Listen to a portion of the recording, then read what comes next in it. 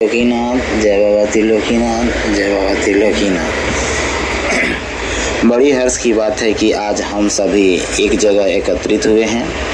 ऐसे मौके तो बार बार नहीं आते, लेकिन मैं भगवान से प्रयास करूंगा, प्रार्थना करूंगा कि ऐसे मौके बार बार आएं और हम सभी एक जगह एकत्रित हों तथा कुछ कहने और कुछ बोलने का मौका प्राप्त हो।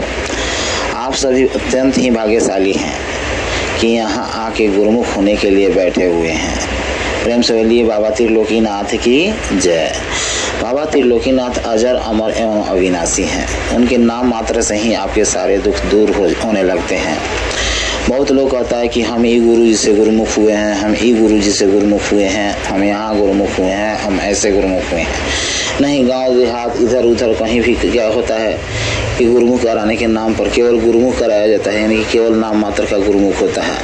भगवान से संपर्क नहीं साधा जाता है। एक छोटा सा पूजा कर दिया, क्या किया, कह दिया कि हम गुरुमुख हो गए। यहाँ पर देखिएगा कि गुरुमुख कैसे होता है। गुरुमुख वैसे होता है कि सारे देवताओं का आह्वान होता है, बारी बारी से सारे देवताओं की पूजा होती है, बारी बारी से सभी देवताओं को बुलाया जाता है और आपके सामने किया जाता है। सारे देवता लोग आपके सामने प्रत्यक्ष रूप से प्रकट होते हैं और आप उनको नमन करते हैं और उन्हीं से आज्ञा लेकर आप बबलू विद्यार्थी को अपना गुरु बनाते हैं। कौन? बबलू विद्यार्थी। एक बार बोलिए बबलू विद्यार्थी की जय। उनको क्या करते हैं? आप अपना गुरु बनाते हैं और भोलेनाथ बाबा त्रिलोकीनाथ के शरण में जाकर कहते हैं कि यही मेरे गुरु हैं। यदि ये मेरे गुरु हैं तो हमारे सारे दुख दूर हो जाएं।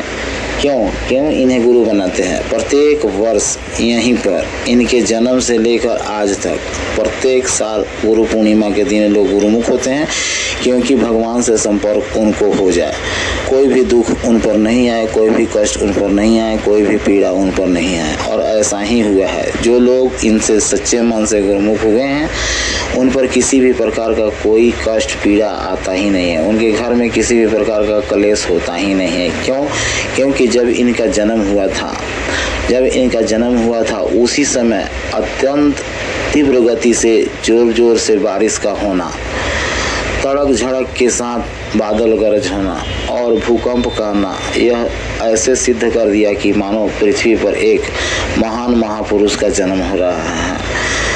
भगवान ने उन्हें एक ऐसे अवतरित पुरुष के रूप में पृथ्वी पर भेजा जिनके दर्शन करने से आपके सारे दुख दूर हो सकते हैं, जिनके नाम लेने मात्र से आपके सारे कष्ट दूर होने लगते हैं और जिनके पास जाकर उन्हें दान पुण्य करने से आपके घर का भंडारा हमेशा भरा रहता है।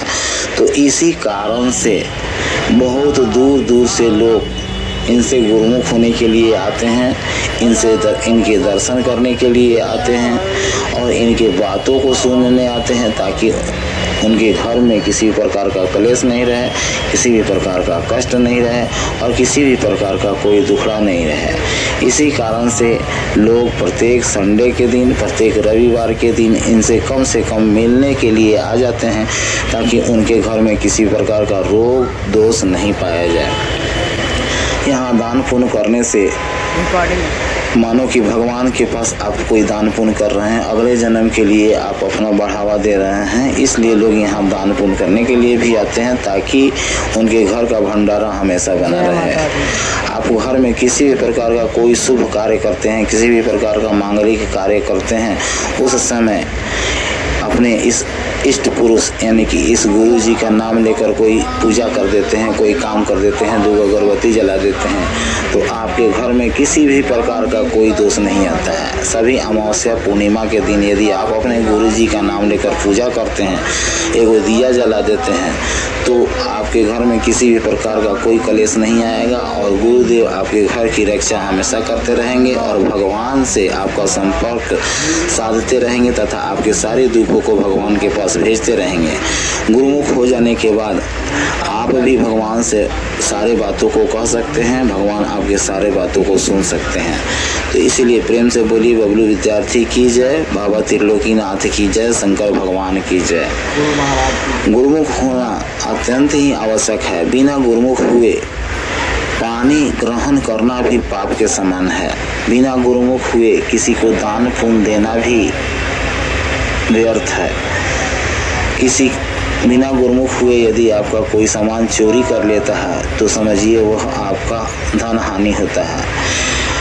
बिना गुरुमुख हुए यदि आपका कहीं सामान कोई गुम हो गया, कहीं भुला गया, तो समझिए भुलाए रह जाएगा, गुम हुए रह जाएगा, आपका धन धीरे धीरे घटते चला जाएगा। लेकिन जब आप गुरुमुख हो जाते हैं, उस स्थिति में यदि कोई आपका सामान चुरा ले तो भगवान का फर्ज बनता है कि जितना सामान चुराया गया है उससे दोगुना धन आपको प्रदान करें। यदि किसी भी प्रकार से आपका कोई सामान भुला गया है, गुम हो गया, खो गया है, तो भगवान ये प्रयास करते हैं कि अरे ये तो गुरुमुख हुआ है, भगवान से संपर्क साधा हुआ है, इसलिए आपके घर में उतना धन जरूर दे देते हैं जितना भुलाया रहता है, गुम हुआ रहता है। किसी न किसी प्रकार से आपके घर में वैसा धन आ जाएगा। यदि आप कहीं पूजा पाठ करने जाते हैं, पूजा पाठ करते हैं, वहाँ पर क्या करते हैं, कोई चीज़ चढ़ाते हैं तो भगवान को सीधा वह मिल जाता है।